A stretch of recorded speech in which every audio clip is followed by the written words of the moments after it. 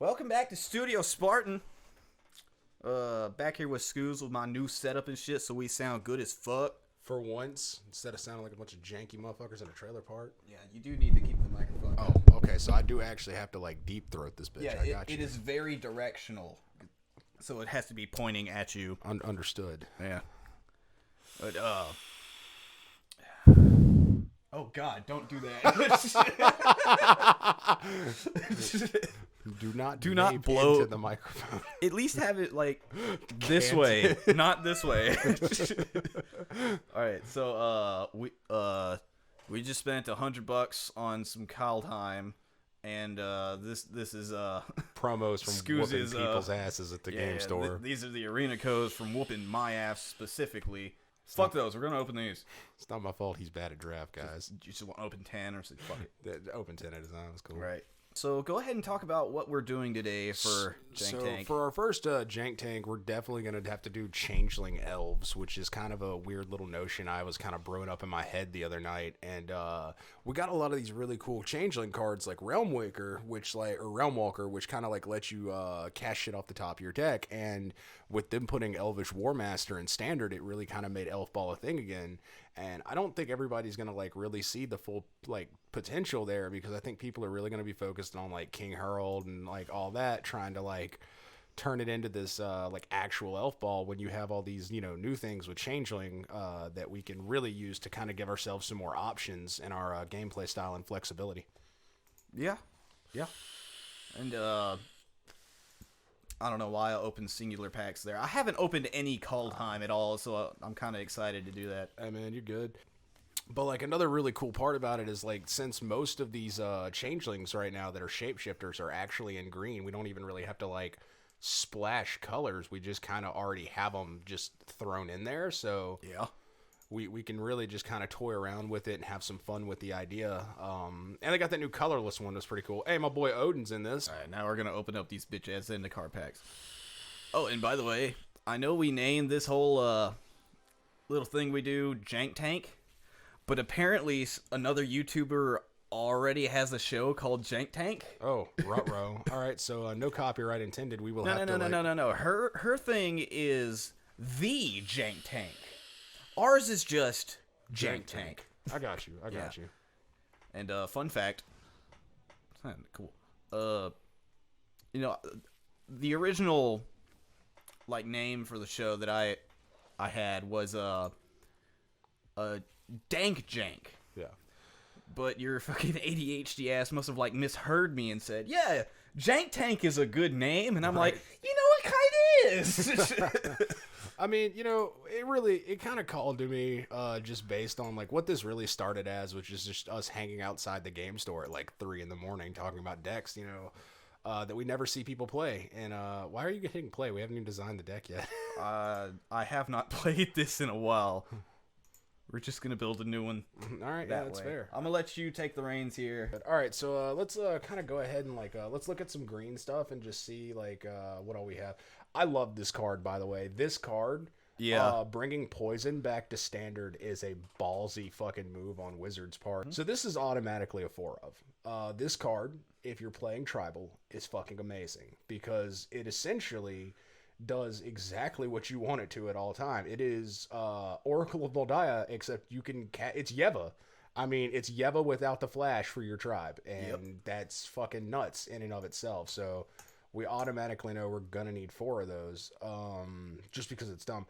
I thought about throwing the Elderleaf Mentor in there, because he does like drop an elf when he enters, but 4 mana, 2 bodies. Yeah, 4 mana for 2 bodies that, you know, net out to 4/3 is it's really not worth it. He looks like a lot of the older elves that were around 4 mana that made elves when they entered, and it's a decent common. Yeah, you know, it's something that you would pull in a draft and be like, hey, fuck it, I pulled this in a draft, I can throw it in there because it's going to be a solid, you know, it's a 2-for-1 here, I'm going to get 2 bodies, and I have a chump blocker and a swinger.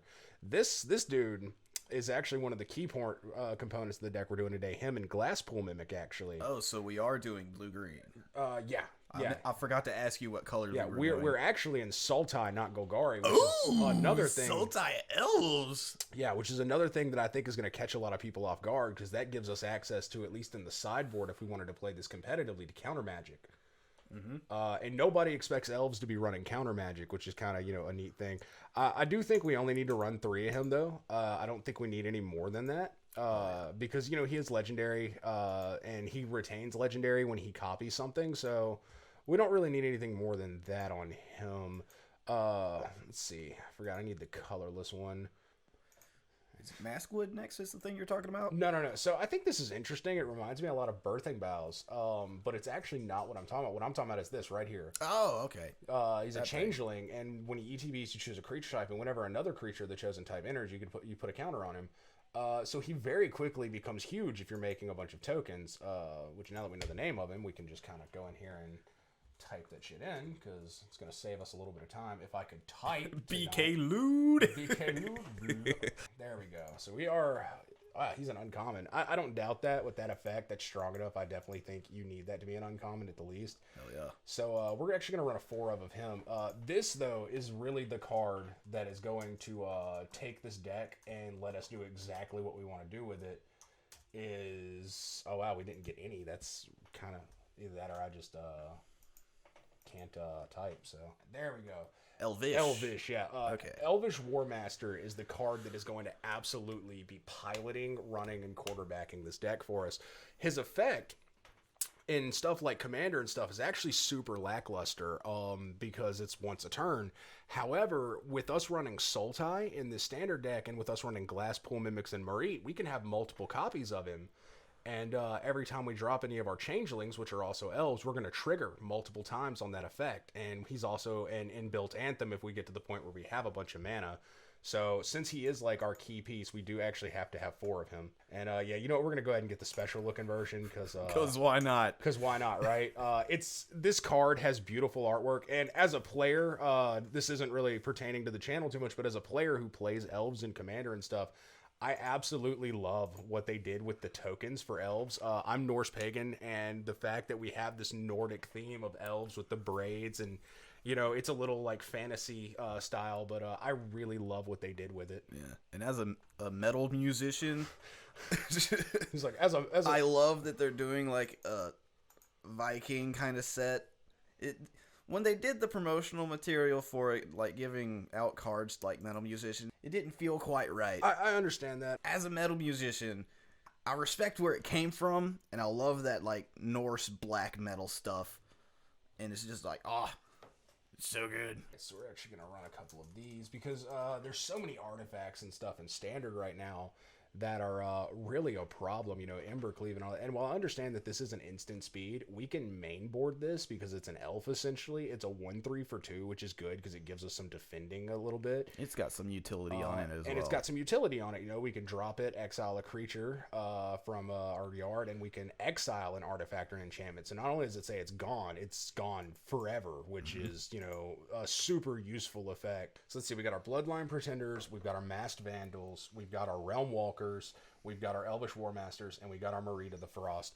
So what do elves do? They, of course, help the forest. So we are definitely going to have to run a couple of things that get us off the ground in mana base, especially since we're in 3 colors and shocks are no longer a thing. So we're going to run a spicy 3 of Cultivate just to go ahead and get our mana base a little set up. People are, they really like Beanstalk Giant and all that, but I don't think it really fits the theme of the deck. And no, not really. We're not super, we don't need the lands that bad. We just kind of want them a little bit. We want to make sure we get our color fixing, and you're going to see why it's going to be super important later on in the video here. Because it is going to turn into kind of this thing that'll really matter. A lot of people are going to disagree with me on this one, and this is kind of just a flex card. You can kind of fill in your own thing. I love running a 4 of Opt in any deck that has blue. It's an amazing turn 1 play, which we're actually lacking on our elves because we're not running any of the mana dorks. Yeah. And the Scry 1 draw card can be really useful, especially when you consider we have something like Realm Walker in our deck, so we can scry and be like, because we're already looking at the top. So, we're like, we don't like that. So we're just going to bottom that, look at the top, draw it, so it kind of gives us a little bit more utility there, which I'm a huge fan of. Did I misspell something here? No. Let's see. Oh, it's because we didn't pull any of them. All right. Poison the Cup. Hey guys, you guys ever heard of murder? This is basically murder. We just have a nice foretell thing, and again, that scry on the back end, while not always relevant, since it's scry 2 especially, could be super synergetic with our Realm Walker here. Yeah. So we're actually running 4 of that. Yeah. I was just about to ask, you said we're doing Sultai, but what's our black cards? Is that the only black card, or is there anything else? No, actually, we're going to move on to another black card right now that I really like. I love Inscription of Ruin. This is such an interesting card with the fact that we can make people discard and stuff. We can pretty much bring back most of our elves that we really want to bring back. And, you know, we can also pop something CMC 3 or less for 3. And if we kick it, we get to do all of them.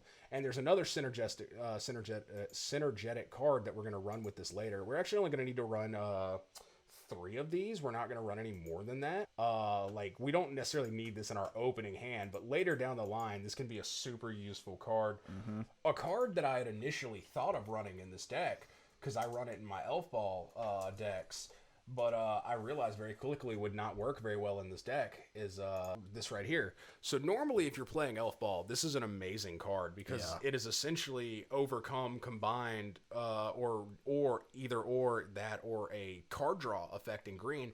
However, since we're running so many changelings, and not lording our elves, they're also human, so we can't run this. So that's kind of a bummer on my part. That's kind of where we're going to do a little bit of like theory crafting right here, because I kind of want us to find another card that gives us like a good finish effect. Now there is that card right now that like makes all changelings have bigger base power and toughness, but the problem I see therein is that we're really working off this War Master effect to make a bunch of little elves. So we're just kind of hit black, blue, and green here. We're going to browse through some things and see if we find anything that we think would just be absolutely insane. You know, because it's really what it's all about here is, this is, you know, 2 friends just theory crafting some magic and trying to find something that, while it's not meta, could be, you know, a really fun deck to build. Yeah. Now, this can be a really fun card, especially in this deck, because we can say, hey, have you a get token, I'll get you get a 1/1, give me, you know, your Terror of the Peaks, and I'll eat the 3 or whatever, you know. It's a pretty neat card. That second ability, too, of it, if you're a commander player, should really kind of have your eyes open, because that says I'm going to yoink a Gaia's Cradle, or I'm going to yoink a Cabal Coffers, or whatever the hell I want to yoink. It's mine now. This is the one I was talking about. Any number of target shapeshifters you control have base power and toughness 4/4, and then choose up to 1 target creature, each creature power 4. That is an idea I had for it, because most of our shifters, you know, they're not losing their effect. So the idea would be that we could run like a 2 of this as our late game bomb on 3. But the problem is it's really telegraphed, you know, because you know, we gotta let it uptick to the second one to like actually get our usage out of it, which I really don't like. I want a sorcery or an instant that really says, hey, this is it, you know, we're coming for you right now. Unfortunately, we really have to look elsewhere than blue for this. Blue is not the Lord of Anthem effects. This card is hilarious, but not what we want.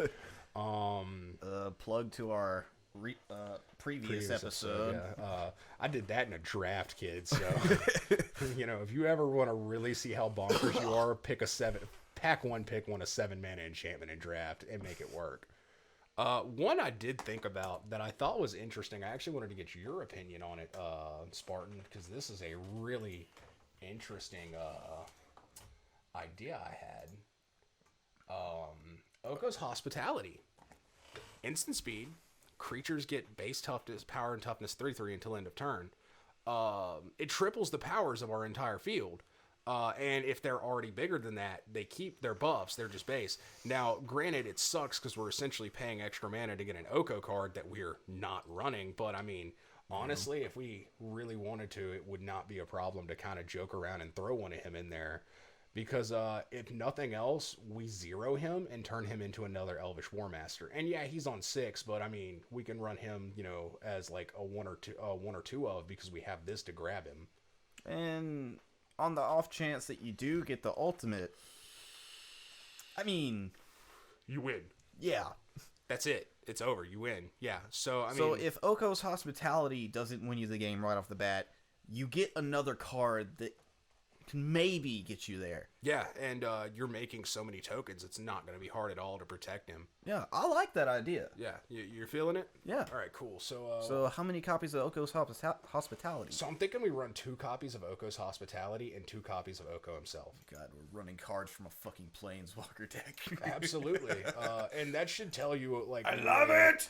The level of, like, theory crafting that goes into this, because we want to make some really cool cards that just really never see play actually a little bit more usable, because I'm one of those players that, man, there are a lot of cards that I love that people just absolutely think are useless. In fact, here I think we're actually going to drop one of our 3 of Marit and take it down to 2. And 2 Okos? No, yeah, 2 Okos Hospitality, 2 Okos. We're gonna drop one of our Marit and take it down to 2 here, and then we're gonna actually run 2 Are you sure we should do 2 Okos, though? Yes. I don't know how I feel about that, because Oko's Hospitality Into the Story is good. Solid card. Yeah. And our land-based kids is about to get real weird, so don't even worry about it. This will be explained. Well, we got some of those fancy flip lands. Well, we're about to get some more, actually. So you notice I cut us down to 2 islands and 2 swamps. That's because... Glasspool Mimics? Yeah, Glasspool Mimic is also a source of blue if we absolutely are in dire straits and need to turn her into that. So, and we're running a 4 of because, essentially what this is a 3-mana copy of our Elvish War Leader. Yep. If we already have him on board, we're running a lot of ways to try to get to him. I thought about putting tutors in this just to ensure we saw the War Master, but 3 and then another 2, that's 5 mana to get that, and I don't think it's worth it. We'll draw into it before then. Yeah. And the other card we're running instead of the Swamp is Hagra Mauling, which is really interesting to me because we actually had a debate in our Game Stores Discord the other day where a lot of the guys really think this is a lackluster card, and I just don't think they understood I think it's really good. They didn't understand my explanation of it because they're thinking you need to cut your Murderous Riders or cut, your Poison the Cups or other target removal. And I was like, no, guys. Just cut your lands. Cut some lands. More spells is more gas. I would rather see this. Yeah, sure, these come in tapped, but you don't have to run a whole playset. Oh, I mean, we're going to run a whole playset. That's because we're playing Jank, though. I would run a playset in Standard. I absolutely would. If you're in mono black, you don't have to worry about the color fixing at all. If you're in green, you really still don't have to worry about the color fixing. Yeah. And the big thing about it is this is essentially a tap land that if you draw it on turn 6 is a kill spell. Yeah.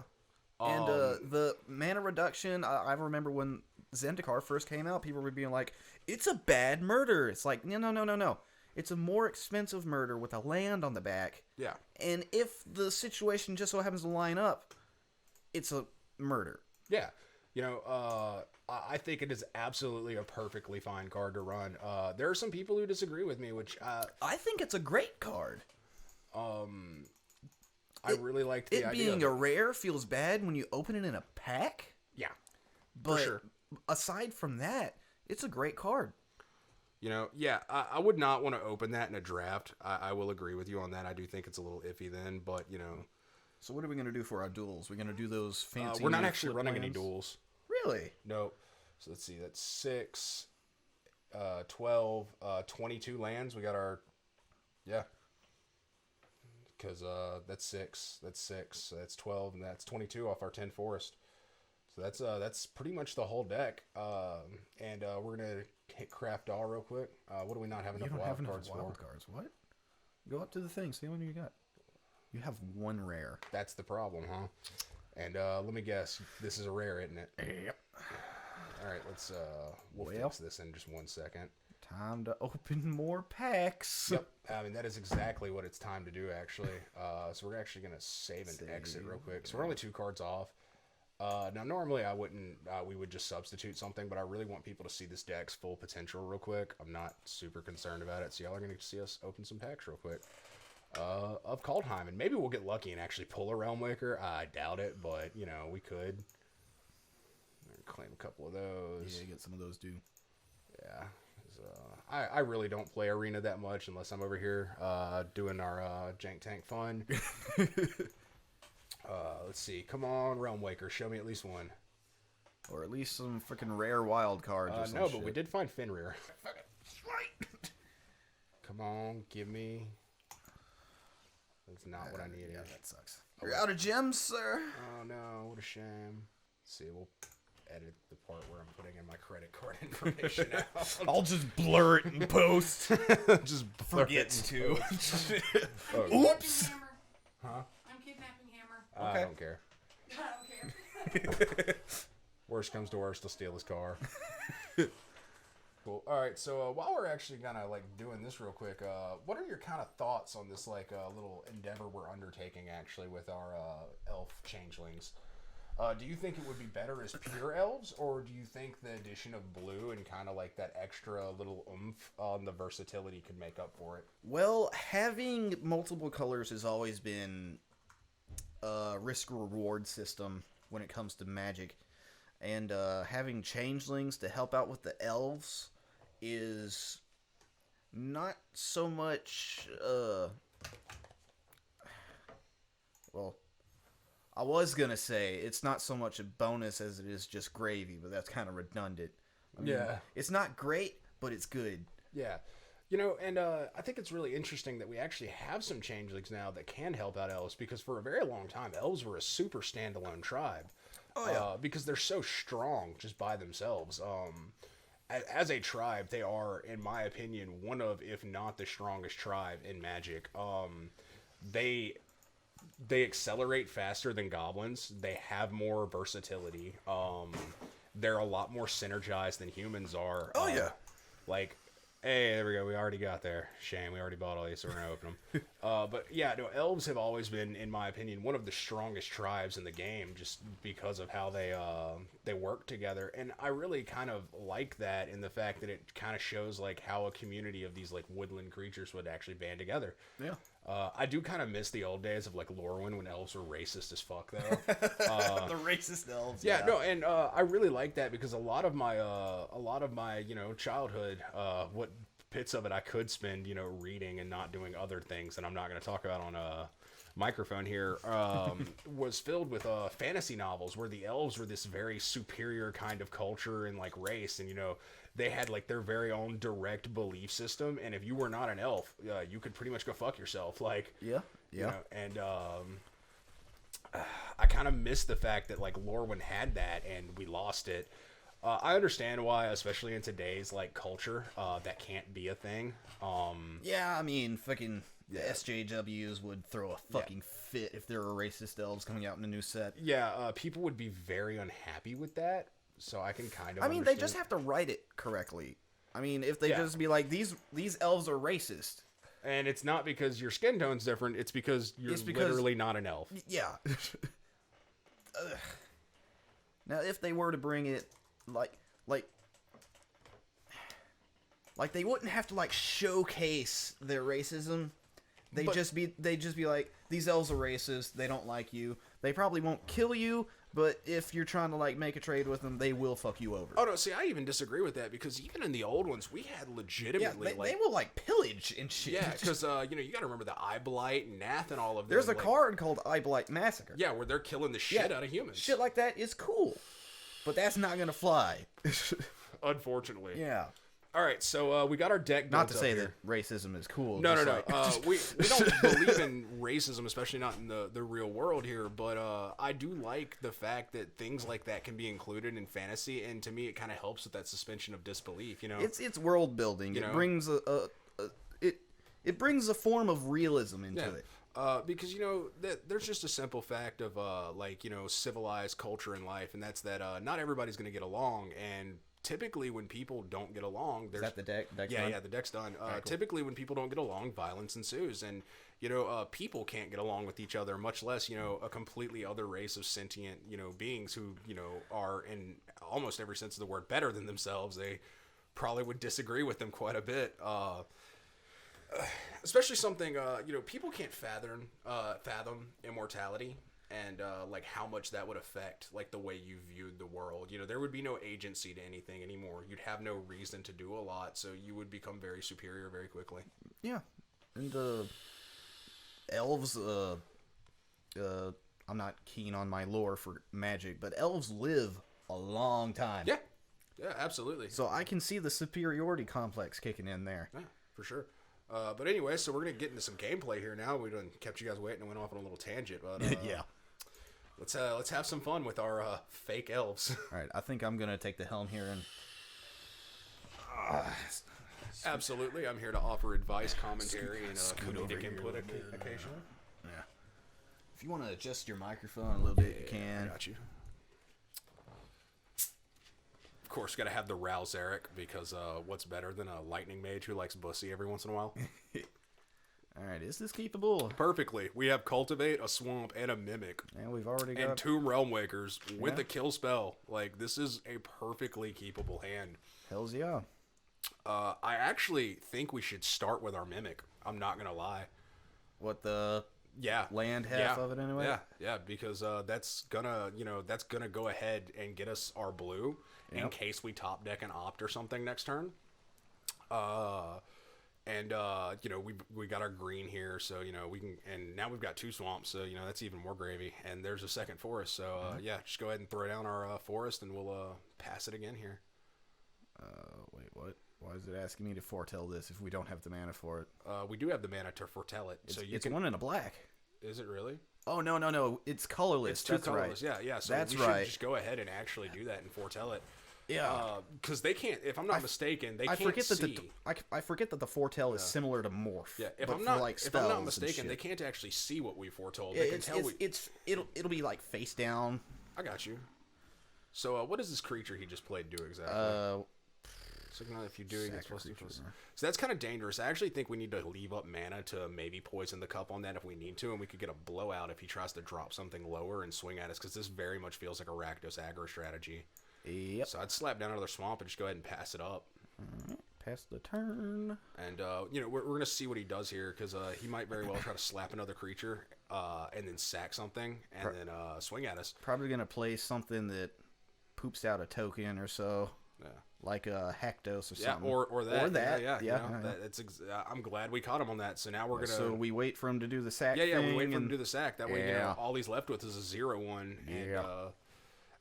And that just comes down to kind of like knowledge of how a lot of people like to play. He's gonna be a little bit greedier, and we could kind of bait that out of him. Mm-hmm. So now we've got that on the stack. We shoot this down. So your 5/5's gone. God, I love 2-for-1s. It feels good. It truly does feel good. And this guy is probably sitting there, swearing a little bit. And hey, look, we get to scry.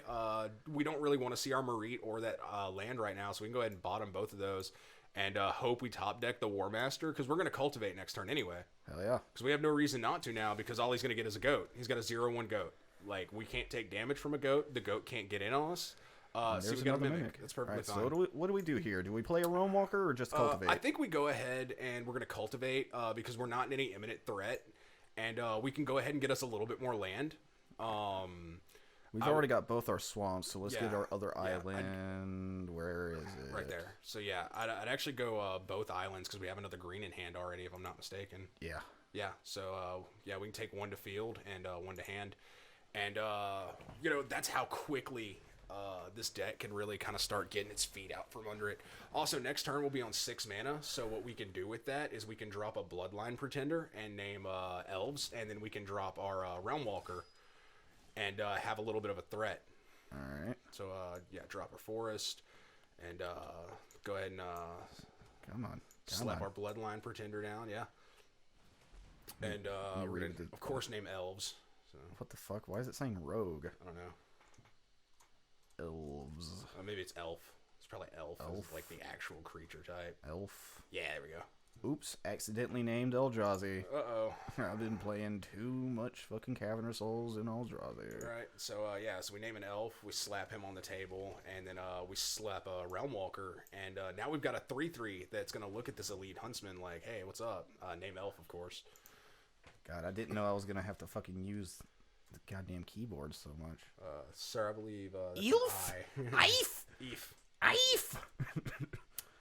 So we should get our trigger off of this on our Bloodline Pretender here as well, I believe. Yeah.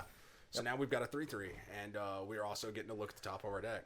So unfortunately, right now we know that the top of our deck is going to be a forest, which is really not something we want. But hey, when you're top decking lands, you're top decking lands. Yeah. So, remind me of the foretell. Oh, there it is. During your turn, you pay 2 and exile this card. Yeah, and then cast it on a later turn, which includes his turn, like right after. Okay, ours, you can't foretell and then cast it. No, okay. I mean, also, why would you actually be paying 1 more? Well, there's some of them that has a reduced cost on it. Yeah, but are you including the 2 that you factor in to foretell it on that? There's like 2 things that do it. So yeah, so he shot that down, which is dope because we've got another one in hand, and why could we not block that? Oh, it's got Menace, doesn't it? Yeah, so that's why he went and got in. Forest or Island?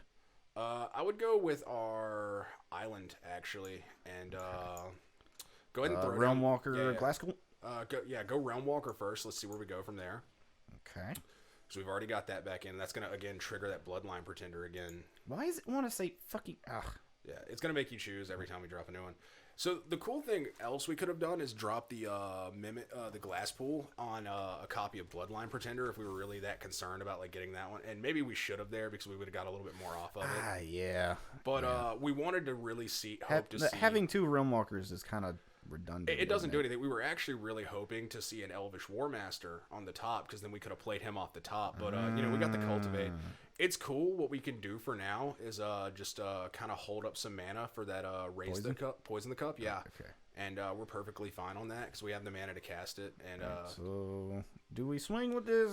No, I wouldn't. No. I'd make Thing's got Menace. Yeah. He's got Menace, and also it's gonna force him if he wants to at least attempt to dig in to waste removal on I say waste, not really waste. He's gonna have to use removal. Yeah. If he wants to guarantee a dig in. So Slaughter Priest, sack a permanent, gets +2/+0. If he does, we can just kill it. Yeah. Forbidden Cradle 1/1. Yeah, there we go. Okay. So that we might actually should have responded to because read what his hit Huntmaster there, or not that. Yeah, there you go. Sacrifice creature. But he doesn't have the mana for it, luckily, so he can't use like the inbuilt shock effect. Yeah. But let him pass to attacker. See if he's bold enough to like swing in with that Huntmaster. I don't think he is. Come on, do your thing. Check what that Slaughter Priest does again. Does it give something +2/+0? But it's only him, right? It's only him. Yeah. Okay. Yeah. So. Go ahead and just throw the Bloodline Pretender in front of it. I'm sure he's got like actual like a Death Touch spell or something in the possibly in his hand, but he might also just be baiting us to see if we would block it or not. And if he does use this, he's literally out of cards. Yeah. There we go. Yeah. Yep. So at this point, I think our best bet is going to actually going to be to slaughter the cup, the 1/1. I'm not gonna lie here, purely because we're not really losing a whole lot out of it. You know what I'm saying? Like we're keeping our thing. He's out of cards. As annoying as it is to can we not? It's being slow. Okay, he's responding. Okay, cool. And we can scry that Cultivate away. No, we didn't get the foretell off. Oh yeah, we didn't get the foretell off. Yeah, so we can go ahead and drop a forest. And then what's next on top of our deck? Another forest. All right, let's cultivate. Let's thin that deck. Let's get these lands off the top so we can really start doing what we want to do. Come on, my internet's being slow. No, you're good. There we go. Thank you. Yeah. Fucking course, it's another goddamn forest. That's absolutely insane. Alright, so what are we doing? Another Bloodline Pretender on this bitch? I'd go ahead and drop Glasspool as another Bloodline Pretender. Just to kind of go ahead and get a block. Because at this point, we're in stall mode. We've had terrible luck on what's on the top of that deck. That's twice we've cultivated. So, Elf.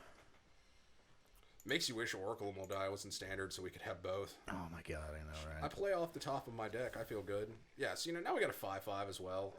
I wouldn't swing anything. We're just gonna kind of chill here. Because I mean, the dude's top decking too. Yeah, he can shock stuff with the elite, headsman, but he's kind of like he's losing value for it. Mm-hmm. He's gonna get rid of the goat and the other thing. Probably kill our Realm Walker. But we really haven't got any use out of a Realm Walker the entire game. So. At this point, I'm just kind of like, kill him. 3 mana elf. 3 mana, 2/3 elf. Come on. Here's a question for you. What's up? If we were to see Well, Glasspool Mimic doesn't have Changeling, or it's not an elf, so it wouldn't really do anything. No, but it comes in as a copy of it, so it actually. Yeah, but I mean, like, if we were to see it on top, would we be able to play it as a land? That's a weird question. That is a weird question. I'm sure we'll find that interaction at some point. Yeah. Not in this deck. Not in this deck, but at some point. Come on. Do your thing. Do your thing. I guess he's trying to decide if he wants to commit to us. Yeah, there he is. Yeah, he's gonna kill one off. He's gonna kill the Bloodline Pretender because it has like the possibility to grow, which is cool. He's gonna use that Elite Headsman as like a huge mana sink right now. Yeah, he is. You can do that at instant speed.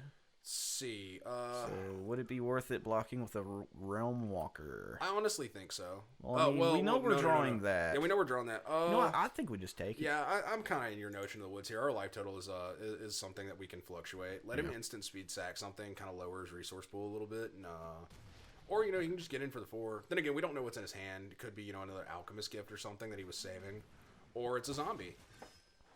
All right. Hey, getting stuff off the top now. Here we go. Yeah, that's solid. Right, so yeah, just go ahead and drop our land and first. cast that off the top. Let's make that Bloodline Pretender real big. Do it. It's a 1/3. Does he have any artifacts or enchantments we want to hit at the moment? Nah. Unfortunately, no. So I actually don't think we exile something here.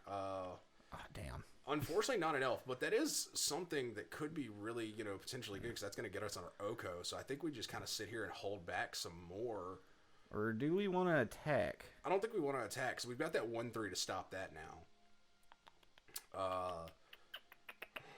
We really just need to survive. We've got a 6/6, which is a sizable thing. He has to sacrifice 2 things to get that Mogus thing to the point where it could, kill our Bloodline Pretender now. And next turn when we Oko's Hospitality, that Bloodline Pretender becomes, pretty solid. He becomes a 7/7 at least. Yeah. And it gets us our Oko, which we have the mana to cast, So yeah, he's going to sack something. He's going to shock him. He's probably going to do it again, which, we're fine with. That's a 2 for 1 for us. He could draw some cards if he sacks the Standard Bearer, which is probably what he's going to do. Yeah. Shoot that off the table. Swing that. Honestly, I think we go ahead and we throw the Masked Vandal in front of it just to not take the damage. Okay. Because, I mean, what is it? It's a 1/3 blocker, with some utility. So, yeah. I mean, yeah, he's going to draw an extra card, but it saves us, from going to a single-digit life total at the moment. So, it is what it is. So, now we don't have the mana to cast that and then play Oko. So, we actually, I think, should hold that because it's an instant. 1, 2, 3, 4, 5, 6. Yes, we do. We do? Okay, well, then go ahead and throw it out there. Shazoo! So, Oko's Hospitality, make him real big, search our library, of course. Grab one of our Okos. Nice trickster boy. Slap him on the field for sure. Shazam.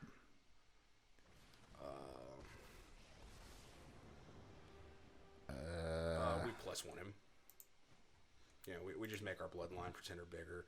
This is really going to force him to commit that Elite Hunt Headsmaster to go in at him. Yep.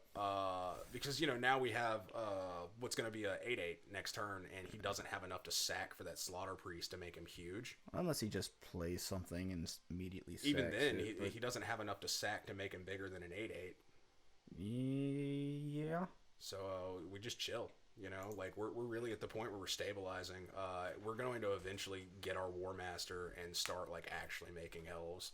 This is kind of a grind of a game, but it is what it is, I wish we hadn't lost the Realm Walkers that early without getting any utility off them, but it is what it is. So, he got another Slaughter Priest, which, while annoying, isn't a huge deal.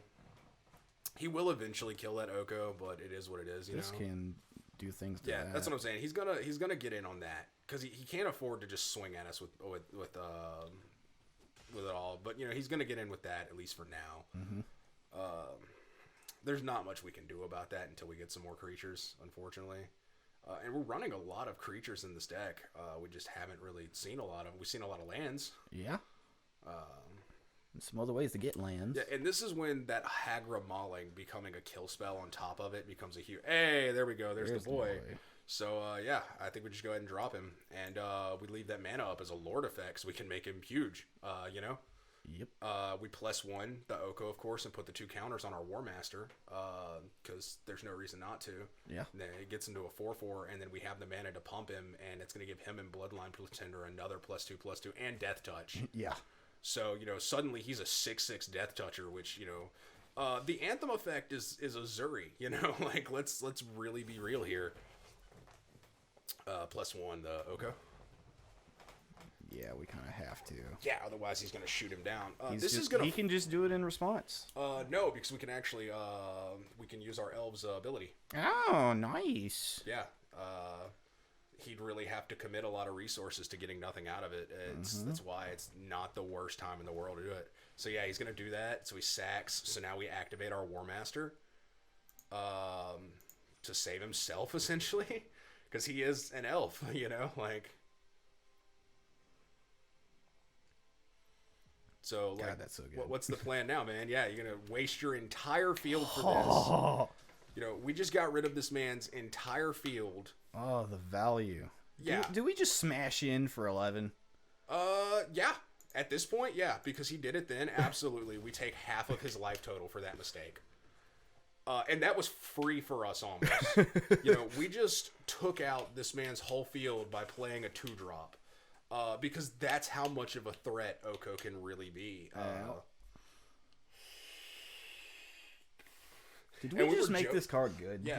And, you know, we were joking about this man's ultimate making stuff 10-10s and winning. And we're sitting over here with a Bloodline Pretender that is absolutely massive at the moment. Yeah, so we drop it. We name Elf. We +2 Oko. Oh, finally it pops up. Of course, now we got a 10-10. We +2 Oko, name the new Bloodline Pretender, because, you know, it's not the thing. And then we swing at him with our 10-10 that he literally has to block.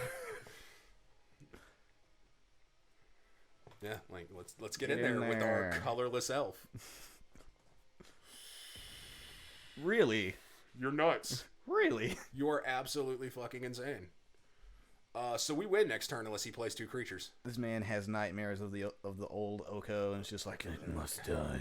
I mean, unless he plays 2 creatures, we win next turn, because we can 0 Oko and turn him into a Bloodline Pretender and just send our field at him.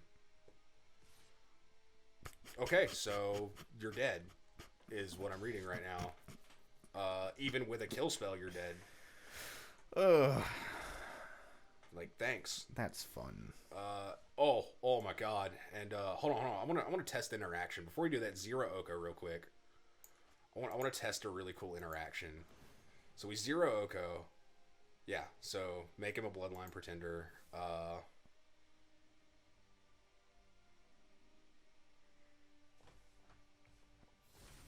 Alright, so now use Marit on the Oko that's a copy of the Bloodline Pretender. I just want to see what'll happen here, actually. Okay, do you want me to, like, pass the turn so it actually, like, happens? No. We're going to swing at him. I just want to see if it'll, like, actually make him a copy of the Bloodline Pretender and he'll stay that way, or if he'll, like, turn back into Oko, too. At some, well, we don't really get to see about this. 4 Bloodline Pretenders. Yeah, like, you know, and that's kind of the interesting thing about this. And now we send our field at him and we win, because... I kind of want to see if this guy will turn into an Oko. No, because, see, he didn't actually get the Oko thing. He actually just became the Bloodline Pretender. Okay. Now, we could have turned him into an Oko, actually. He is Enchanta, or he is copy a permanent. Okay. Yeah, so I think we just send field. All right. And we take our dub, because, you know, why not, right? Wow.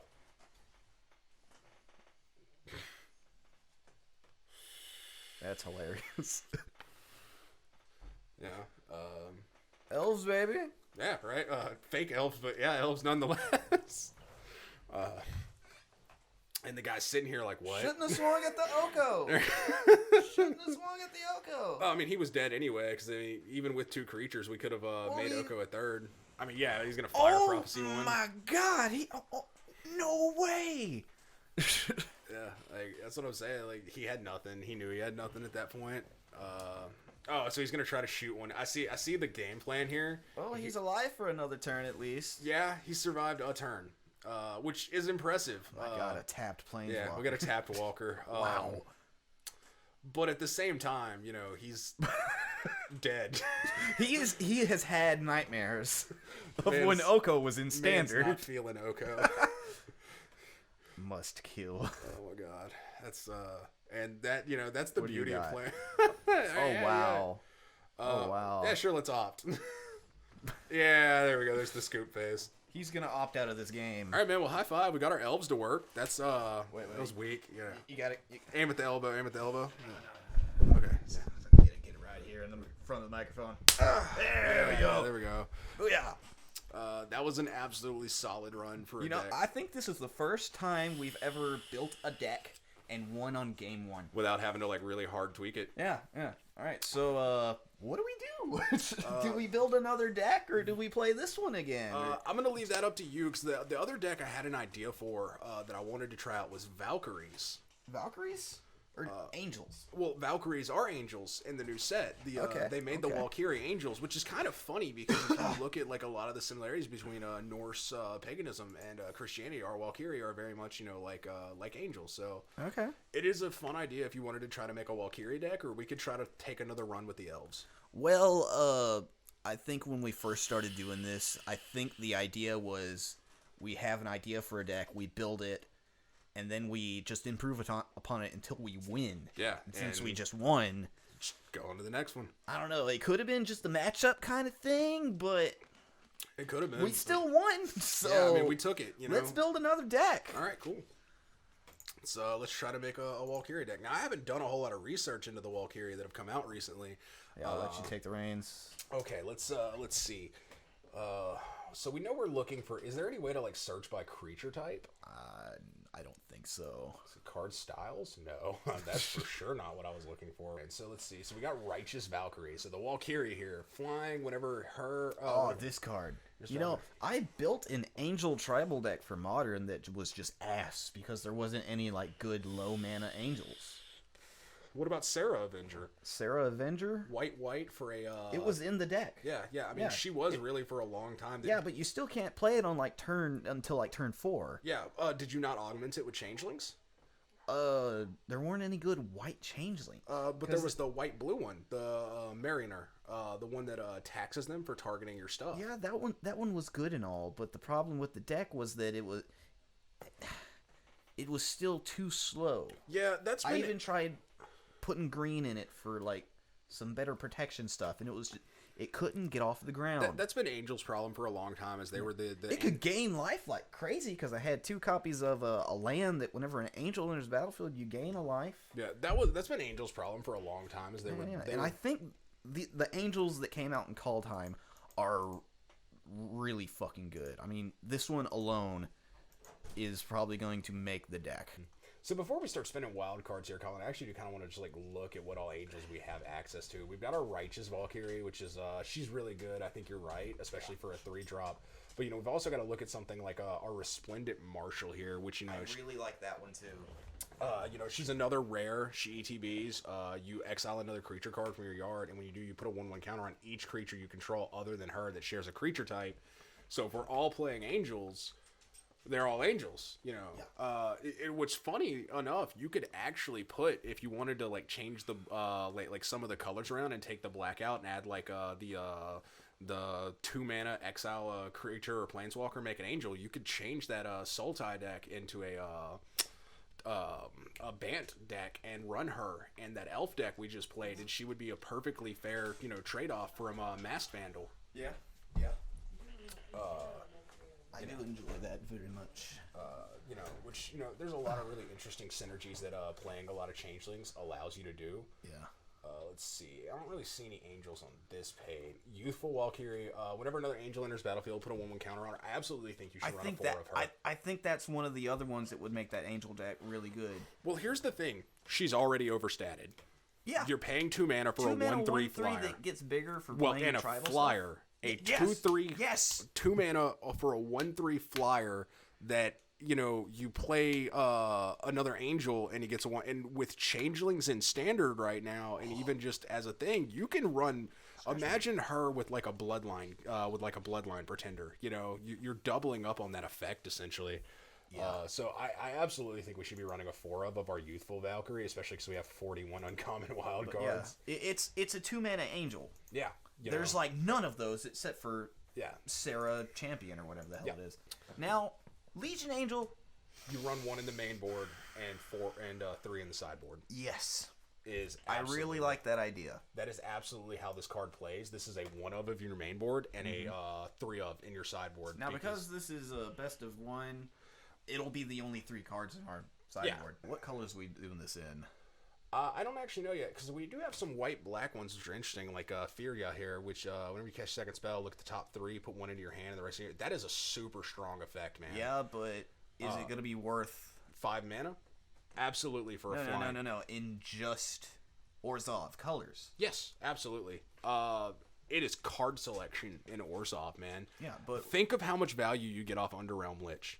What 2 cards are we going to be casting? Like, we need it to be... We've got 2 and 3 drop angels, and we can run Bloodline Pretenders. Yeah, but we also need card draw. Village Rites comes to mind. Absolutely. Yeah. And, well, not much else from there.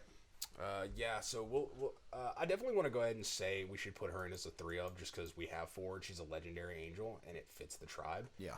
And I think her effect is really strong if we could get it off. We need to be running a 4 of her. Resplendent Marshall? Yeah. It's almost not even optional because she just doubles up on, what our Bloodline Keeper and our Youthful Valkyrie are going to be doing. Plus, it's a 3-mana 3/3 flyer. Yeah, which, already perfectly static with flying. Yeah. Let's not forget, people are going to have a hard time blocking this deck. Yeah. Everything we're throwing at them, other than, like, our Bloodline Pretenders, have flying. What's our removal going to be? Well, one of them is the Ascension card. Exiles a creature that make an angel, because we're not worried about blocking the angel we give them, because our angels are bigger. Yeah. They want to do angel versus angel, we can absolutely throw some angelic hands. Like, that is our whole game plan right now.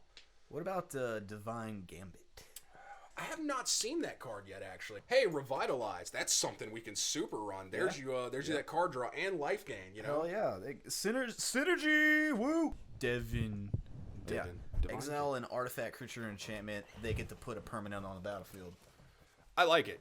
I like it in this because their permanent probably is not going to be as bad as our permanents. Yeah. Now, I will say... Everyone at the store has been like, oh, this is a terrible card. This is... At our store's meta, I would absolutely agree, purely because of how many people we have running massive fucking creatures, dude. Yeah. You would hate to remove an Elder Gargaroth and have the dude drop a Terror of the Peaks on you. Yeah. I agree, but I was in the Discord watching people argue, and they're like, they're just going to do the best thing. This is like, well, hang on. Gambit. Gambit is in the name. Yeah, okay? It is a gamble. Also, go ahead and pull up the Exile, give him an angel card. I forgot what the name of it is. I don't know the name of it. Just type in Ascension. I know Ascension's in it. Angelic Ascension. Yeah. Well, I mean, we're going to run a 4 of it, of course. But what I was saying, though, is, that kind of goes with that Divine Gambit. So, yeah, you exile the one thing. They drop literally the best permanent in their hand. You're holding an Angelic Ascension, and it's like, hey, congrats. You get a 4/4. Hell yes. 4 of these, too, right? Yeah. Yeah, I mean, they're uncommons. We have no reason not to. And, hey, what is an angel deck without a little bit of divine intervention every once in a while, right? Divine. I wish we had a little bit more options in white and black for some card draw, but we don't. So it is what it is. I definitely think we can run Hagra Mauling at least and cut some swamps. There's no reason not to do that. And this goes back to what we were saying earlier. These do not cut other removal spells. These cut lands, baby. Because who needs lands when you have answers? What about this? Insane cards. That's who I was talking about earlier. He's kind of neat because you can tap him and make the angel. And we have a ton of life gain in this, so I absolutely think we should be running a playset. It gives us a 1-drop, too. Do we have a playset? No, we only have one. And we don't have the wild cards for a playset. So, how many wild cards do we have left, actually? For rares, we got 4. Put in another 2 of the Righteous Valkyrie. Then let's go ahead and get our other 2 of that, because there's no reason not to run another 2 of her. Throw in a playset of Bloodline Pretender, because solid card in this deck. It does exactly what we're looking for. Solid card in any tribal deck, and especially in this. So we got 2 slots left here. Village Rites. We could slap in some Village Rites. I'd be very okay with that. just for a little bit more card draw, but it would either have to be that or something that gives us a little bit more life gain. Oh yeah, we got to put our other 3. Yeah. How many wild cards do we have left for that? 2. So we can put 2 more. When are we gonna actually like? Yeah, we could put 2 more of them in there. I mean, hey, that's you say when are we gonna do that? But if we drop him on the thing, that's another card in our hand. Yeah, just free. So there's no reason not to have that in there. This is kind of a neat idea. We could go ahead and try to run it like this, see how it goes. We're probably going to catch somebody off guard because most people are not going to be coming into a game expecting to fight angels. I mean, if you see white-black, you're not thinking flyers. You're thinking aristocrats, which we have a little bit of with our village rights, but not a ton. And another really cool thing you can say off village, we could village rights and then revitalize, and then we can trigger our Fira, and we essentially just drew a ton of cards. We got an entire new grip and an Orzhov deck, which people are not going to be expecting. What are we naming this bitch? I don't know. Name it Ascension.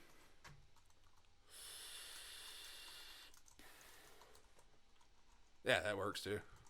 I don't think I spelled Valkyries right. I-E-S. There we go. Which if anybody likes linguistics, it's kind of funny that that became commonly pronounced Valkyries because you guys have been hearing me say Valkyries. I'm not retarded. In Norse mythos, those are actually called the Valkyrie because of the way you pronounce the V. Yeah. So I always thought it was Valkyrie. No. So let's run some Valkyries at some people and dingle dangle angles. Let's see if anybody expects Angel Tribal coming at them in ranked standard real quick. Keepable. We can play our Valkyrie and our. I like it because they're gonna remove the first one. Yes. They're gonna remove the first one. Yeah, go ahead and start. And we have a Bloodline Pretender, bro. And a Righteous Valkyrie. Go ahead and read what Righteous Valkyrie does again. She's the one that when another Angel or Cleric enters. So those are either ors for us, right? So yeah, we hold up mana. Card is so good, man. I know. We don't really want to use it right now if we don't have to, but hey, solid. Start off, I think, with our Bloodline Pretender, just so we don't give the guy any information, but we are because we're going to name Angel. Hey, cool. Angel's just sitting there. So neat. We yell Angel, and the guy probably scratches his brain going, what? Nani? Nani? I don't believe in those. Oh, that's a shame, because they believe in you, fam. So what we doing? Elspeth's Nightmare. Okay, so he's going to pop him. That's cool. I'd rather him pop him right now. Land Righteous Valkyrie. Just slap her down there. We've got a 2/4 flyer suddenly. Yep. Hello, blocker, baby. Can we talk about the fact that's a 2/4 for 3 in the air? That is nutters. So yeah, you're gonna take. Wow. Okay. Yeah. Cool. Take our Ascension. We don't need that at the moment. It was the only thing they could take. Yeah. No, that's what I'm saying. They take our Ascension, and they know we have 2 Firas, and the first one comes out next turn, and suddenly we have a 3/5 flyer. Mm-hmm. And we gained 4 life. Hey, look, there we go. Never mind. So his whole grip is removal. And hey, look at that. We've got our way to proc it. Yeah, well, unfortunately not this turn, but yeah, next turn we can totally do that. So they eat our yard. We'll see what we draw. Unfortunate, but hey, Fira, if nothing else, is also a 2/4 flyer. Yeah. So this entire game we've had board presence in an Angel deck, and I think that's pretty impressive in and of itself. Yeah. Now, granted, we're burning through resources a lot faster than this guy, but that's because, this guy has been, literally sitting there. He hated our hand, and he removed 2 things already. Sagas are good. Elspeth's Nightmare is an amazing card. There's not much else to say. And that right there would probably be one of the reasons why he went ahead and got rid of that Angelic Ascension. Yep. It's okay. We're going to revitalize. We'll get a little bit of life draw. And hello, baby. So, yeah, we do that now just to proc her, if nothing else. And we give him a 4/4. Yeah. Because why not? Yeah, we get rid of his god, take a 4/4. Look at the top 3. What do we got? A Resplendent Marshall, exile. I think we take the Valkyrie over the Resplendent Marshall, personally. Yeah. Because we don't have anything in our yard creature-wise to exile right now. And, hey, cool, you have a 4/4, and we have a 2/4, so it is what it is. Well, it probably would have, this would have gone to the graveyard. Yeah. So, yeah. Kind of meh. Yeah. But, I mean, I would rather have her. She grows a lot more. Come on. Yeah. Turgid! Oh! Turgid's so good! I'm just going to take life. Yeah. Take the life. We're cool with it. We gained life. There we go. There's our 2 spells. So, Pretender. Name Angle. Angle. Yep. And of course, Righteous Valkyrie. And we actually did that in the wrong order, but it is what it is. Whatever. Yeah, we take that one. So the reason I'm saying we did that, if we dropped our Angel first and then the Pretender, he would have triggered her and she would have been a 3/5, and we actually could have just sat there and stared at his Angel and not had a fear of losing anything. But you know, sometimes you do stuff like that, and you all right. So, jeez, there goes everything. That sucks, but that's why we took the Legion Angel, right? I do believe we lose the life. We just eat this. That's an L we're gonna take there. It is what it is. Yeah. Sometimes it happens. It's okay. We're about to gain the life again. I don't think we drop her yet because we just. He's still got a 4/4. What's our Legion Angel? He's a 4/3, right? 5. Yeah. Yeah. So we drop him because this offers the trade and he replaces himself. Yeah, we'll take it. Thanks. Revitalize now. Yeah, go ahead. I was gonna say save it for her, but it is what it is. Got another Valkyrie. Yeah, it gives us another Valkyrie, which, you know. Get a land, we can do that. Yeah, get a land, yeah, we can drop him, then drop another Legion Angel. We lose 3 life. Like, it's cool, we just gained 3 life. And you can offer a trade on our Angel for yours if you'd like. We have another. It's almost like Legion means multiple. Oh my god. So much removal, dude. And we gave him the body he's gonna beat us to death with. But hey, at least this way we no longer have to offer trades, you know. We grab that, we slap that, we grab our next Angel. Fuck you gonna do? You gonna counter this bitch? There's no way he's gonna counter a Legion Angel. Come on. I think he was debating on the removal or not. Yeah, so we trigger, then we trigger, we grab, and next turn we drop the other one, gain some more life. Yeah, I mean, it's overall a solid effect. Oh, okay, you're gonna bounce it. Alright. It's cool. That's fine. He's We're okay probably with just it. gonna, like, kill this fucking thing. He has to, or we're gonna sit here and keep gaining life. This time, yeah, we're gonna lose the life. We're not worried about it. We're not even gonna take the trade because we're gonna gain most of that life back, I think. That is unfortunate. This dude literally had our silver bullet. His whole deck is just removal. Yeah. That sucks. Fuck it, gambit him. What do we hit? The Angel. The Angel. The thing beating us to death. How many creatures has he played this game? Technically 2. Technically, but, you know, like, I mean, really, like, let's see what he's got. Like, I'm curious, you know? Come on. Decisions. All right, cool. So, I mean, that's not as bad for us. Play Yeah. This.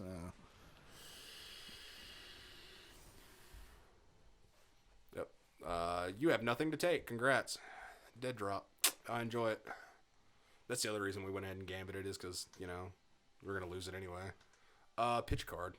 Sure. Whoop. Does he have Death Touch? Yeah. Eat the 2. Get in for the 2 with lifelink.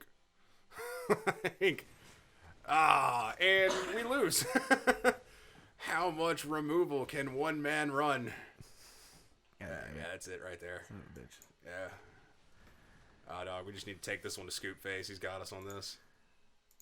Well, nah, he's got us purely off the fact that we literally have to pitch our last card, and we block, and then he's got us dead off the jar. and then we just Never top play, that good stuff. never play another card because the jar will kill us if we do. He plays another creature like that Murderous Rider in his adventure and kills us. Yeah.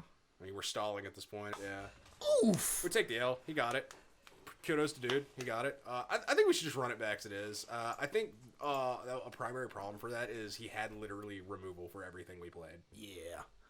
Most people are not going to have that much removal. Demir's a bitch and a half. What can I say? You know, like there's times where Demir doesn't let you keep permanents on fields. Now, as you guys notice from the elf game, crazy. it might not always be the best idea, but you can totally do it. I'd say keep it. We don't have black, but we have very few black cards in this deck, and they have Allurus. Yeah, so I mean, you know, we want to be at and we have 2 of our really good angels and a Revitalize in hand, so. He's probably going to start out. Oh, what are you grabbing here, kid? It's the swamp. Yeah. I'd go ahead and revitalize. Yeah. Gained a little bit of life, draw the card. Hey, look, it's another revitalize. It replaced itself. This thing's already gonna be big. Yeah.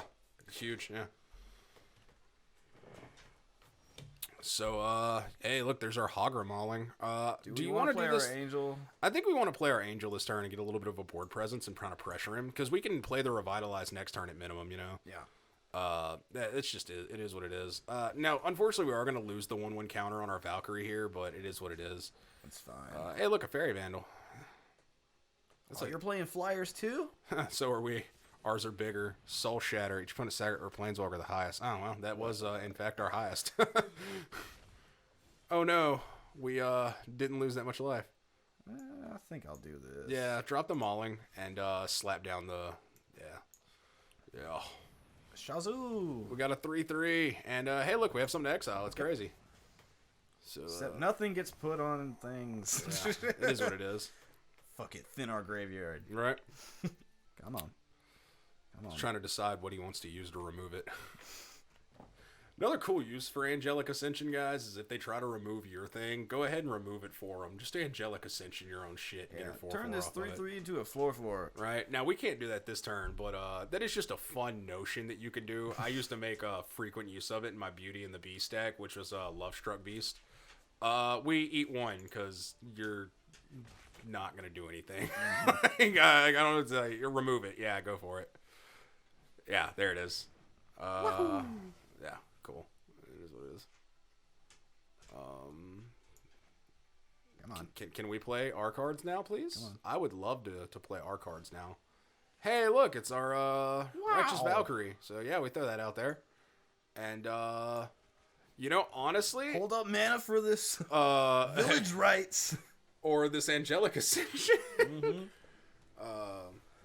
Or this Revitalize, just kind of depending on what we want to do with it. We got a lot of options on this, actually, at this point. It's finally starting to get some mana under our feet, which is really when our deck's going to start kind of doing what we want. Now, this time we will throw something in front of this friggin' Vandal, purely because I'm curious. Okay, so now we're gonna, let's, no. Let's Ascension him. Let's turn him into a 4/4.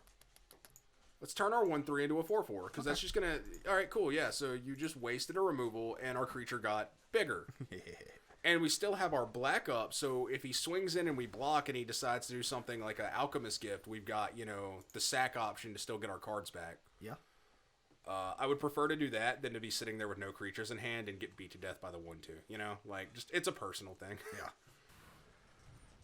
Falmar Knight, yeah, cool. Yeah, a little bit of card, I got you.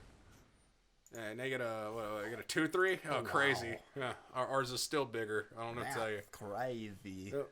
Hey, look, another look one. at Now we revitalize. You know, there's no reason not to. Let's go ahead and see what we got here. And it's a land. Boy. At least we can play it. We pass and hold up our Angelic Ascension for our 4/4 Angel token.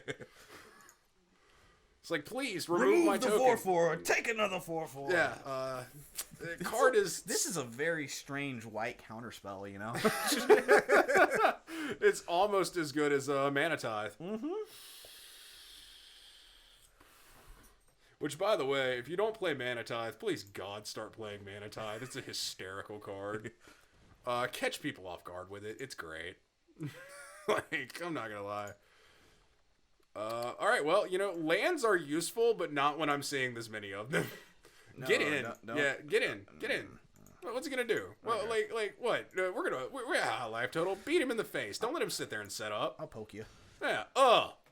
What? You know something we can do? What? When he goes to Angelic swings, Ascension at instant when he speed, goes to untap target angel. Yeah, absolutely. It is an extremely versatile card. Yeah, that's what I'm saying. I'm like, at this point, dude, we're just, because it's obvious he's playing long con, trying to win off this Ominous Seas. He's probably got a couple of Shark Typhoons in there. A Teferi's Tutelage or two would be expected. So I'm really thinking we need to start putting some serious pressure on this guy. Yeah. Just like, hey, look, I get you want to win nice and slow, but everything we have also has flying, so we're not going to give you that option. Come on, what you got? Yeah, nothing. Aluris. Okay, so, yeah. That can burn in hell. We eat 2. It's Or 3. three, We eat whatever. 3 and laugh. Hey, look, we're we're still above starting life total. Oh boy, My more God, lands. that's just what I want to see right now. How many is that in a row? Get in. Like 3? Get in. Yeah, sure, why not? Get in when he swings with the Luris, Angelic Ascension it. Give him an angel. Then when he tries to swing at us with the angel, we village rights our angel after.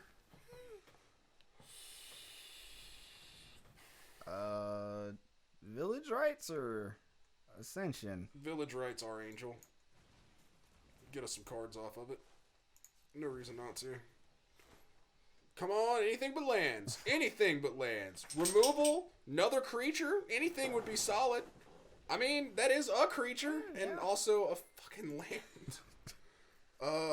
Not super fond of that, but yeah, come on, swing the kitty. Swing the kitty. Yeah, enchant and then swing the kitty. Yeah. Do we want to do this now? No, let him get him on there.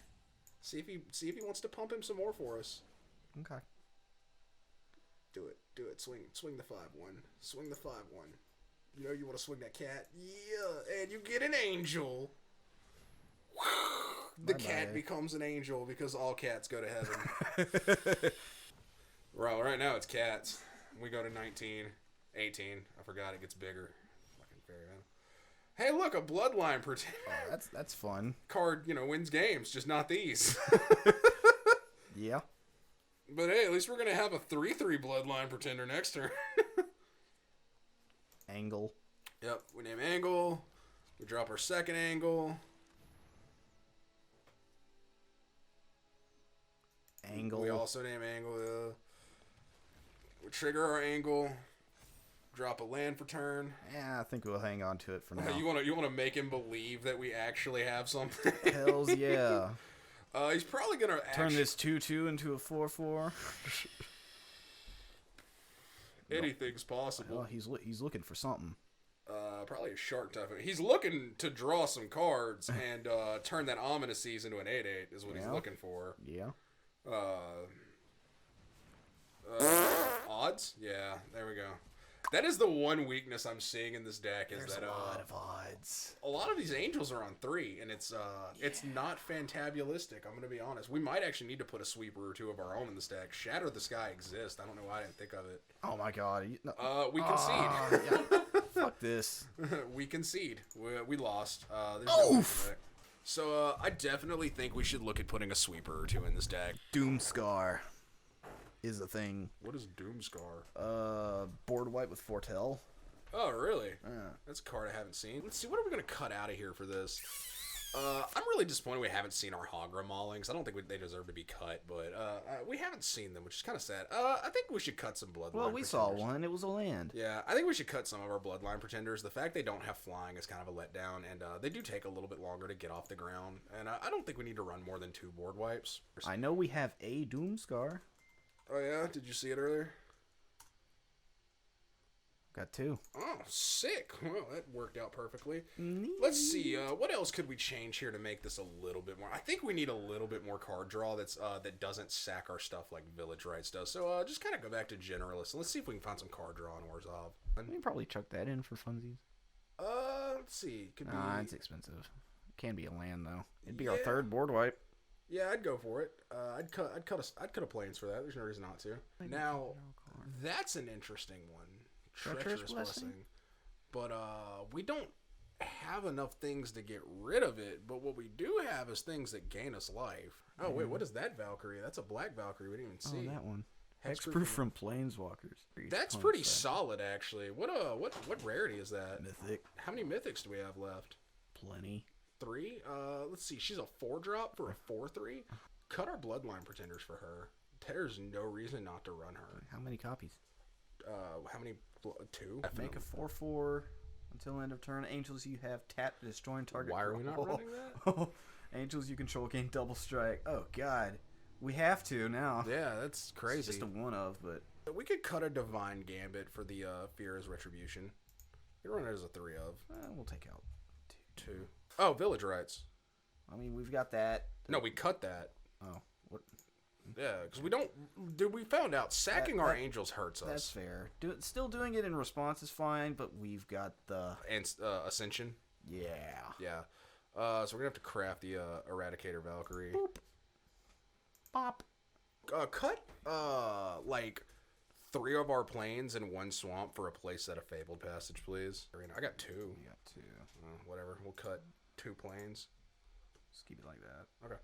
Is this it? Is this the one? Well, let's run it like that. Well, yeah. we still got that Onduin version. I like it. It's a land. Yeah, but it's a land that's a board wipe. Like, what's not to like? 26 lands, including these guys. We don't actually have that high of a curve. Yeah, Light of Hope. Next page over. Where'd it go? There it is. Yeah, I'd rather run that. Yeah. Because you could, if you have one of these guys out, just like, cool, gain 4 life, boom. Yeah, all of a sudden, things are bigger. Yeah. Fuck it, let's go with it. See how it works. We might be able to make it work. Alrighty.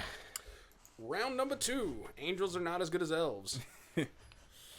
Obviously. Yeah. 2 lands, plenty of cheap things. Do we keep it? We keep it. Okay. We'll see lands. Worst comes to worst, we got a youthful youthful Valkyrie. I love this battlefield though. It is very pretty. Ooh wee. Especially with the card sleeves we got on. Hey, look, a land. Yay! We saw it. We're good. Turn 1, gain 4 life. I mean, Turn 2, revitalize. Turn 3, the Angel, 3-drop angle huge. thing. yeah, I mean, it is something we could do if we had that angel. So you got a 1/1 out there, which I mean. Buddy, another one. So let's throw down our angel. So we got a 1/3. Shazoo. She gets bigger. I mean, there's no reason not to get her out. The fuck is this guy playing? Naya artifacts? You got a 1/1 double striker. Equipment shenanigans. I could see it. With the Light of Hopes in hand, we really just have to survive till Fira comes out, then we're fine. Mm-hmm. Oh, okay. Okay. Yeah, that's cool. It's interesting play. I'm down with that. Come on. Oh no, a mountain and a plains, the 2 worst colors in the game. Hey, look, another land. And what do we do here? We get in for 1? Nah, we hold it because we got 2 Light of Hopes. He swings in, we Light of Hope twice and laugh at him. Yeah. Like, hey, look, we got a 3/5. You don't kill it. He's like, oh shit, they had a 3/5 the whole time. I just didn't know. We're like, that's crazy. This is a very slow deck. Indeed. I don't know what this guy's playing. This is crazy. Oh my god, a Rasta. He's making spiders. Revitalize in response. Hey, look, a Treacherous Blessing. Oh, goody. No, we don't do that. Why? We wait till she enters and then kill her with it. Yeah. Oh, you're right. It's an enchantment. Yeah. Holy shit. You didn't realize that? Yeah. Goodbye, Arasta. Get fucked. Yeah, you get a 1/2. Congrats. 5 mana for a 1/2. There you go. Feels good, doesn't it? This Path to Exile has weird art.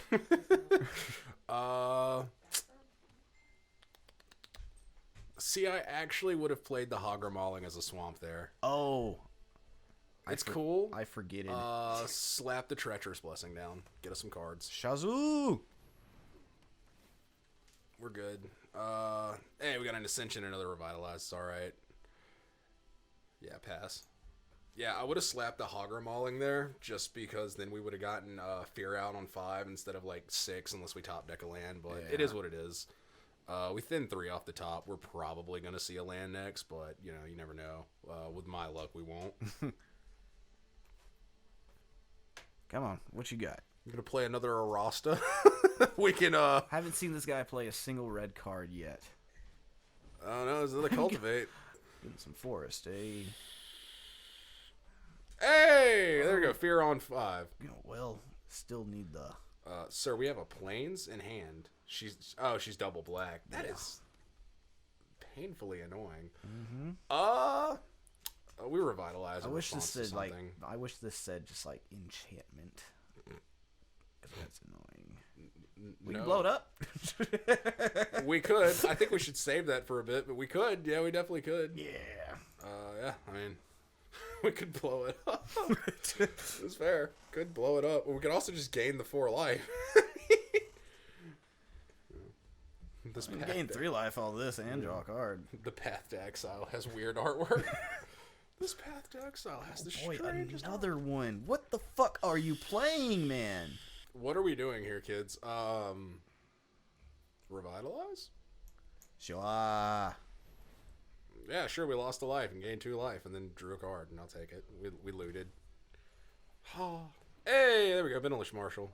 If only, there's our Fabled Passage. Yeah, get our 3rd black. I think we play Reese, our big angel chick this turn. That way we can set up for, like, next turn to, like, start doing it. And we have another one in hand, so we're kind of just baiting out his removal. Yeah.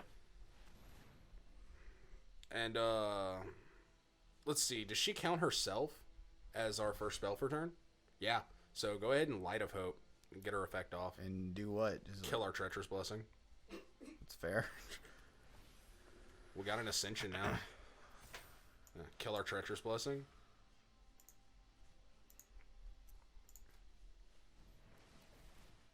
Trigger, trigger, trigger, trigger. All the triggers. What do we get? This guy. What's our Black Angel do again? We already got one. Oh, we already got one of her. Yeah. Which one's that? It's the one that when it dies, exile thing, put counters on stuff. Sure. Wahoo! Because we just put one in the yard, so... Oh, we already had one of those in hand, too. Oh, good. It's all good. Yeah, I mean, we're set up. Like, the card draw is helping us immensely. Get in with the 2/4, bro. Like, just get in his bussy. He can't block. It's got reach. Oh, okay. Well, he can block and it can die. Get in the bussy a little bit. Like, let's diddle him. You know, I want to see... He didn't block. You know, this thing is pretty much that 3-mana changeling thing. Yeah. Except cheaper, because it's and specific to flying. angels. Yeah. Yeah, I mean, it's an angel. See, next turn, what all can we do? Play this. And play that. Yeah, I like it. And then trigger Fira again. There we go. Yep. Nope, we run out another Fira. And then play an Ascension on that fucking Shadow Spear. That is not a creature or a planeswalker, sir. Oh no, I'll have to do it on that thing then. Yep. Oh no. How unfortunate. Fucking double strike. Yeah, it's a little bit annoying. Yep. Alright, bitch. Get out there. Why didn't you do our Angelic Ascension on our turn? I'm gonna wait till he attacks. But we didn't trigger Fira. Oh well. Okay. Well, I mean, I guess we have enough mana now. We can trigger her off creatures alone. We're not super worried about it. Yeah. Wait till he attacks. Yeah, see if he buffs it first. He might do that. What's the red in there for? Pump effects. I mean, there is one that gives it trample. Embercleave is a thing too. Yep. Pump effect. He doesn't need Embercleave though, because he already has a double strike. It's equipment and pump effects. It gives it a lot of stuff. I'm telling you, it's equipment and pump effects. That's what he wants. Go to tight. Give him an angel. Congratulations, your human is now an angel. Boop. Now we're both playing angels, bitch. Joan of Arc says hello. Watch him play like freaking what? Snakeskin Veil. That is a possibility that we did not account for. Come on, do something. Get an angel. Get fucked. Come on. Yep. That's what it is. That's cool. Our angel is bigger. Oh, okay. I guess I'm okay with that. Play swamp. Drop. Yep. Yep. I'm not sure how I feel about this boast. I'm real cool with that life link. I'm not gonna lie to you right now. I'm real cool with that damn life link. That existing makes my dick hard. Hey, look, we exile it and it gets bigger. That's crazy. Oh my god. He's Everything huge. else gets bigger. That's what I'm saying. Play a second one. Yeah. Get wrecked. Yep. Trigger this. Trigger, Put some more Fira. stuff in the yard. Exile this. Yep. Come on. Come And, on, guy. We're also sitting on I think we take the board wipe just in case he has the blowout. Yeah. And that triggers her twice. Like, it triggers Youthful, and then it triggers itself, which basically is another Youthful Valkyrie. So we're sitting on a 6-8, and yeah, take that. Or we're sitting on a 7-9, which is looking at his 5-5 like it wants to eat its Wheaties. What are you doing? Foretelling. Oh, okay. I was like, what the fuck are you doing? I thought you were like playing it as a land. I was like, what in the name of Christ? It's like, don't you dare throw away our get out of jail free card. Getting his ass with a 4. No, he's got the 5-5 to block. Yeah, no, I think we just chill. That 7-9 dares him to send something at us. And stuff's gonna start getting big pretty quick. Do it. No balls. Then we throw a 3-3 in front, or we throw our field in front of it and play Doom whatever, and we're just like, it's all gone, but it's cool. Hey, look, we're gonna draw some more cards.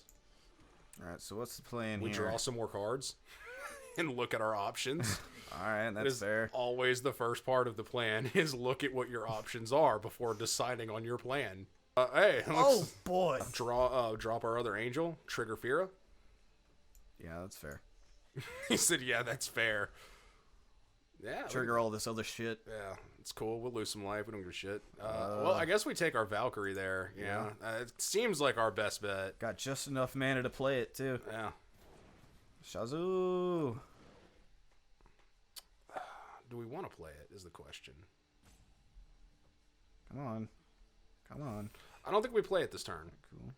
I don't, because next turn we can use it as our first or second spell, and then we can trigger our other Valkyrie to make him sack something. I do, for a fact, think we send our 8-10 at him. Yeah. What's his 5-5 gonna do? We do have a lifelinker here. Yeah, but his 5-5 might, get pumped a little bit to trade with it. I think we send the 8-10. Okay. I mean, he could have removal or... Oh, no, he doesn't have anything in hand. Oh, yeah, no, fuck yeah, we send that 8-10. Get in there. We look at him funny. Get in there. You have one blocker. Would you like to use it? Nope. Oof. That looked like it hurt. Tie game. That looked like it smarted a bit, son. Hey, look, that protection from Planeswalkers thing kind of looking good. So he's going to put the counters on the Angel. Mayhaps. Yeah. We're going to block with our 3-3 and make our Angel bigger. He's going to lose more life than he gained. Oh, no, he's not going to swing. Oh, see, exactly what I was talking about. So we're going to go ahead and revitalize here. Yeah, gain 2, draw a card. Hey, look, I found card draw on Orzhov, guys. I'm a good player. Yeah. Oh. Worth it? Yes. Yes. We can just destroy shit. Yeah. Tap my angels, your shit dies, fuck off. And we trigger Fira, so yeah. I think we take the Mauling. Removal's good. Because we can just remove his only blocker right now and win. Because that 6/6 lifelinker, literally all the man's has to block with, and that's lethal. Alright. Hagra Mauling the angel. Ask him if he'd like to go to scoop phase. Please die. Watch him be like, fog! Come on, what you got? What you got? You've got die. That's what you've got. Gain this life. Send field. All at Bosry. All at Bosry. There it is. Yeah. Hell yeah. Don't click on me. Hey, look. We won a game with the Valkyrie. I'm proud of us. Yay. Now what's the next one? Are you going to continue to That was that's both our decks, that's actually. our two That's the decks, yeah. episode. Awesome. The fact that one of them was just a one-off was kind of, surprising. Yeah, I agree. Normally we have to really tune something to start getting it to be an efficient running machine. Yeah. But I think it really goes into what I was saying earlier in the fact that even though the deck didn't really show it that much because we never really saw him, Elvish War Leader is a beat stick in and of itself. But Oko, man, that Oko really just carried that game on the back of a Bloodline Pretender because, but I mean, hey, Elvish War Leader really did win us that game. So when we dropped him, we put the guy in a position where he literally didn't have a choice but to try to get rid of that right then the fuck there. And we were just like, cool. So you're going to get rid of your whole field for us. Yeah. I'll take that trade-off, right? Now that Angel deck is very flavorful. It takes a bit to get off the ground, pun intended. But once it gets a going, ooh-wee. Yeah. And, we were playing against people who were either running enough removal to deal with it, or you have to have removal, or you just get blown out in the air. Yeah, and or they had reach or flying blockers or a way to pump their stuff or lifelink like that guy did. But I think it really did kind of showcase the fact that if you didn't have flying up against that deck, just how fucked you would be. Oh yeah. I think the Treacherous Blessings were a super good call. Losing life when you cast stuff, a lot of people doesn't matter when your deck life has incidental life gain. And I think a lot of people look at that card and see the first part of that stipulation, and they're just like, I don't want to play this because I'm gonna kill myself. And man, winning the game at 1 life is the same at winning the game at 1,000,000 life. Yep. I ran that card in a Doom Foretold Dance of the Man's deck specifically because it's 3 cards for 3 mana. Oh yeah. Which is literally better price range than blue gets. Mm-hmm. Good shit.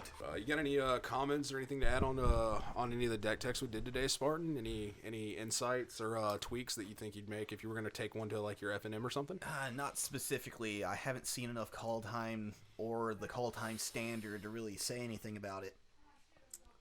This is literally my first time playing any standard in the new standard anyway. I'll say for personal preference, I do think that the Changeling Elves are actually going to be more consistent than pure Elves would be. I think so too. Elves are evergreen. They're going to be in every set. Yep. Which means it's only going to get stronger in the standard as it goes. And and I think even in modern, that Changeling that lets you look off the top card of your library. Realmwalker will 100% be seeing play in modern, in both elves and humans, I believe. Oh yeah. The card advantage off it alone, especially in humans. Yeah, it's significant. Good. And humans, the one things humans does better than elves that I have to say is they protect themselves a little bit better. Mother of Runes and Giver of Runes. Yeah. Which, I know, I think it's Giver is a core. Yeah. But, you got Meddling Mage. Yeah.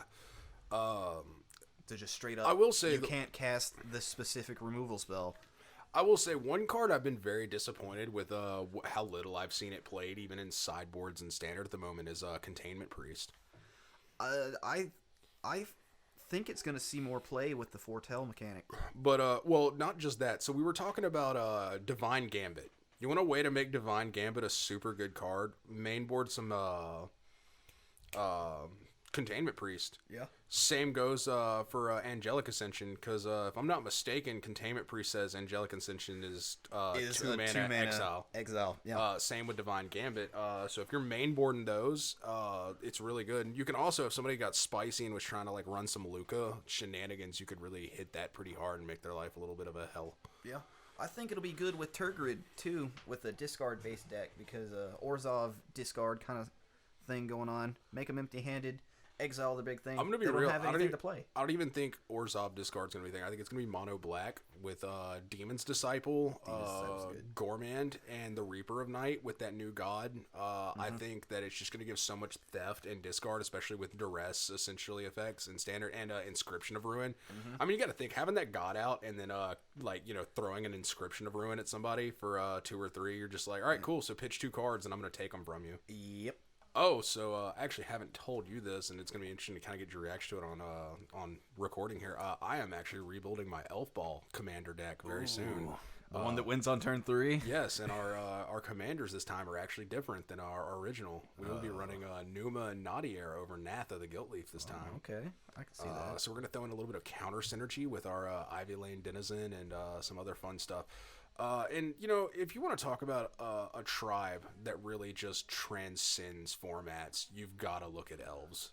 Yeah, because I was going to say something about that earlier. Legacy Elves is a thing.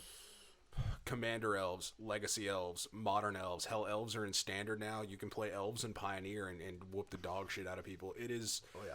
They are the tribe that transcends formats. They see play in fucking everything. And even if you're not playing an elf tribal deck, we see elven mana dorks in literally everything. I remember when Nexus of Fate was like the shit that people were running and all that, and I was seeing Incubation Druids see fucking play, which is nutters, Yeah. The tribe gets so much just random synergy over shit they print in core sets and everything else that are just, overall solid cards. While they're not, they're not game breaking or anything else, they're solid enough and offer enough, utility to things outside their tribe as well as inside of it that it does so good. We don't need another Elvish Archdruid. We have 2 versions of it already. Oh yeah. I mean, how many Gaia's Cradles can a man have, right? We can have Vesuva, Gaia's Cradle, Thespian Stage, Elvish Archdruid, Priest of Titania, and, hell, unban Leovold, #2021, so I can run Glasspool Mimics and the new fucking Changeling dude that turns into something, and I just want, 8 copies of Gaia's Cradle, personally. Yeah. Somebody give me my Sultai Elves back, please. Perfectly balanced, nothing wrong with it at all. Yeah, I'm excited about putting together that Angel deck in Modern again. With the new stuff, did you think? Yeah, did it impress you enough seeing the new cards and how they perform to think that you can maybe make it perform? I do enjoy it because, like I said, the problem with it when I first kind of conceived it was too damn slow. One qualm I will say about that though is the fact that Modern is such a fast format. Yeah, and I built it to be an aggro deck, but there just wasn't enough low cost things to make it viable. I don't know. I mean, you have Segovian Angel, which is just a 1-drop angel. This one gave you the 2-mana one. The Valkyrie. It gets bigger when more angels comes out. Yeah. Then you get the 3-drop one that gives you life, and that'll help out a lot because just getting damaged in Modern is like, oh, cool, I die. Yeah. Well, that's what I was kind of going into is Modern is such a fast format that I don't know even with the new lower drop angels if you're really going to be able to make that competitive. Purely because some of the lists I've seen in Modern are just so insanely fast nowadays that they're I've seen people die on turn 2 and that's crazy. Yeah. And also Death Shadow just got an enormous fucking buff from Zendikar with the Scourge of the Skyclaves being a thing now that's relevant. So. I think we're going to cut it off here. I do have one last announcement. So our first deck on next time's Jank Tank could be in a week, could be in 2. It just depends on work schedules and real life stuff here. We are actually going to do Golgari Infect. Ooh. And we're gonna play around with Finn a little bit. I think it could be really fun. And Ram Through is a perfectly fair and balanced card, of course. Yeah, wasn't there a hound from War of the Sparks? Yeah, War of the Sparks gone. No, our main... There's a hound I know that has Death Touch. Oh, no. We don't need any of that, though. Our breadwinners are Moss Viper, Tahuru Blackblade, and Thieves Guild Enforcer. That's 12 creatures with Death Touch, not including Finn. And we're going to be running a 4 of a Finn because he's our primary win concept. And then we have the Death Touch counters from... not Ixalan, fucking Ikoria. But if everything has Death Touch, we don't need that. So we're going to be running Finn and the Pangolin and kind of having some fun with it. Yeah. I just want to play Jake the dog and Finn the human.